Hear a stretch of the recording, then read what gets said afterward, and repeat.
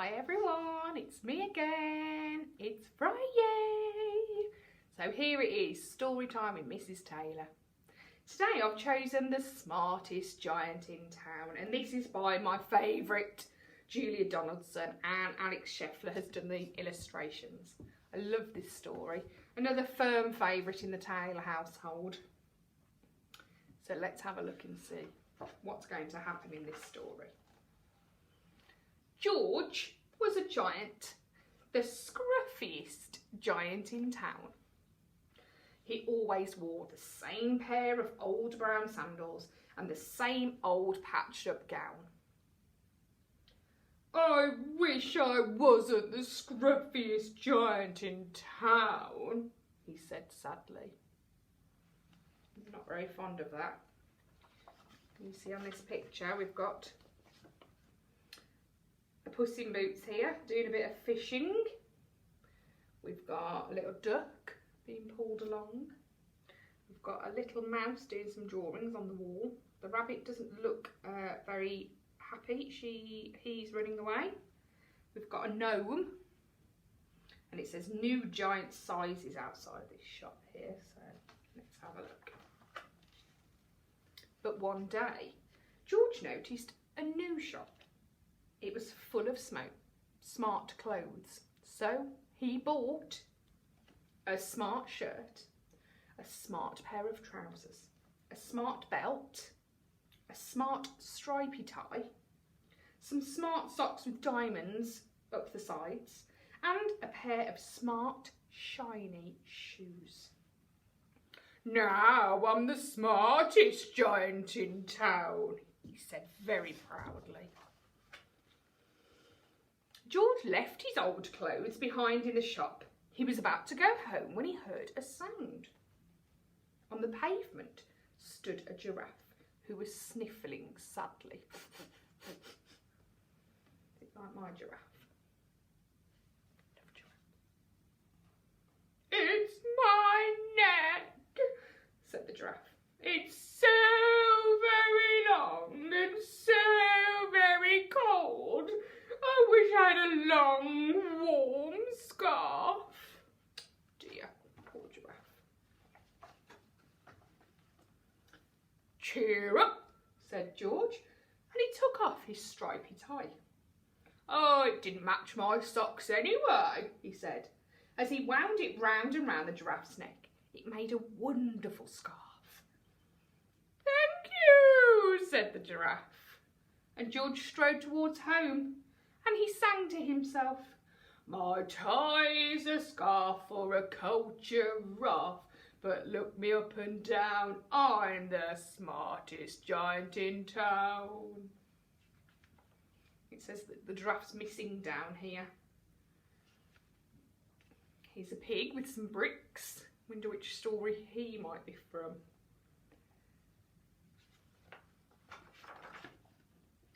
George came to a river.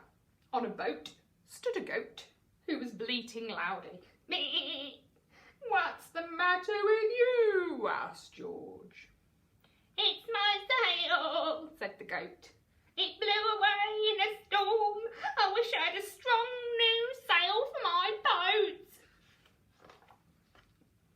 "Cheer up," said George, and he took off his new white shirt. "Oh, kept coming untucked anyway," he said as he tied it to the mast of the goat's boat. It made a magnificent sail. "Thank you," said the goat. George strode on, singing to himself, "My tie's a scarf for a cold giraffe, my shirt's on a boat for a sail for a goat, but look me up and down, I'm the smartest giant in town." George came to a tiny ruined house.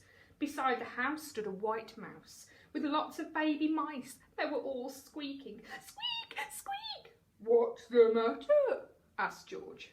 "It's our house," squeaked the mother mouse. "It burned down and now we have nowhere to live. I wish we had a nice new house." "Cheer up," said George, and he took off one of his shiny shoes. "Oh, it was giving me blisters anyway," he said, as the mouse and her babies scrambled inside.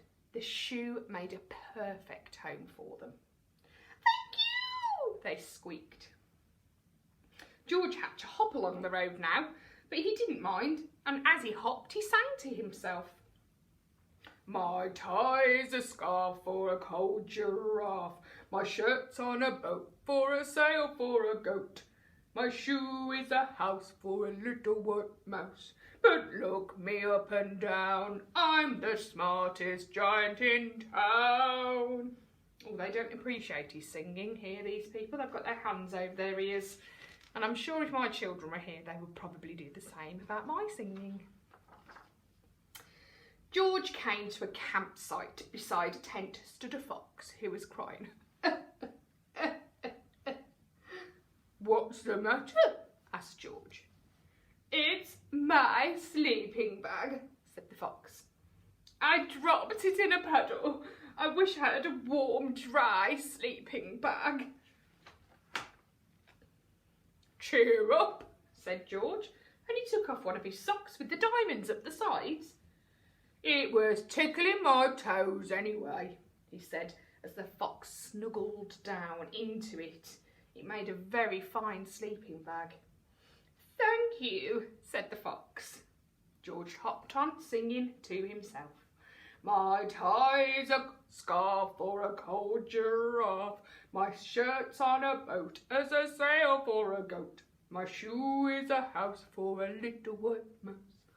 One of my socks is a bed for a fox. But look me up and down, I'm the smartest giant in town."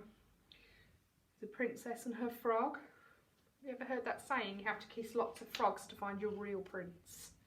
He's obviously not a real prince. George came to a big squelchy bog. Beside the bog stood a dog who was howling. "Ow!" "What's the matter?" asked George. "It's this bog," said the dog. "I need to get across, but I keep getting stuck in the mud. I wish there was a safe, dry path." "Cheer up," said George, and he took off his smart new belt.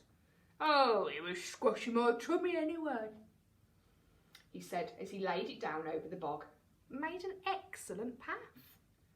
"Thank you," said the dog. The wind started to blow, but George didn't mind. He hopped on, singing to himself. "My tie's a scarf for a cold giraffe. My shirt's on a boat as a sail for a goat. My shoe is a house for a little white mouse. One of my socks is a bed for a fox. My belt helped a dog who was crossing a bog, but my trousers are falling down. I'm the coldest giant in town." His spotty pants. Suddenly George felt sad and shivering, not at all smart. He stood on one foot and thought, "I'll have to go back to the shop and buy some more clothes," he decided. He turned around and hopped all the way back to the shop. You see this black sheep here is carrying some wool. I think that's from the song "Bar Bar Black Sheep, Have You Any Wool?" And there's 3 bears here, a mummy and daddy and a baby. I think that's from the fairy tale Goldilocks and the 3 Bears, maybe. But when he got there, it was closed. "Oh no," cried George. He sank down into the doorstep and a tear ran down his nose. He felt as sad as all the animals he had met along the way home. Then, out of the corner of his eye, he saw a bag with something familiar poking out of the top. George took a closer look. "My gown," he yelled. "My dear old gown and sandals." George put them on. They felt wonderfully comfortable. "I'm the cosiest giant in town," he cried, and he danced back home along the road. Outside his front door stood all the animals he had helped. They were carrying an enormous present. "Come on, George," they said. "Open it." George untied the ribbon. Inside was a beautiful gold paper crown and a said the animals. George put the crown on his head and opened the card. Inside it said, "You gave your scarf to a cold giraffe, your shirt on a boat as a sail for a goat. Your shoe is a house for a little white mouse. One of your socks is a bed for a fox. Your belt helped a dog who was crossing a bog. So here is a very fine crown to go with the sandals and gown of the kindest giant in town." Isn't that so lovely?